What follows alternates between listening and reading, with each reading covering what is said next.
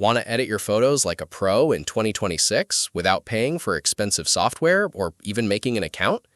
Today, I'm showing you how to use LunaPic, a completely free online photo editor that requires absolutely no sign-up, no login, and no installation.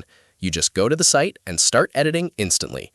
To get started, you simply upload a photo from your device, enter an image URL, or use their handy Chrome extension.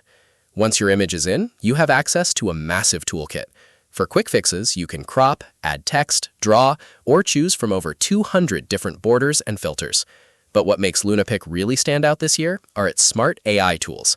With just one click, you can use their AI to remove backgrounds, erase unwanted objects, colorize old black and white photos, or use the 2x super resolution and AI enhance features to instantly boost your image quality.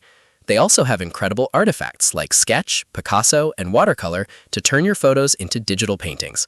Now, to be completely transparent, we don't have a massive database of external user reviews to share with you today, but the obvious pros are that it is entirely free, incredibly fast to use, and respects your privacy by not forcing you to register. On the downside, because it's a free tool, the interface is packed with options, which might feel a bit retro compared to heavy paid apps, but their recent upgrades make it smoother than ever.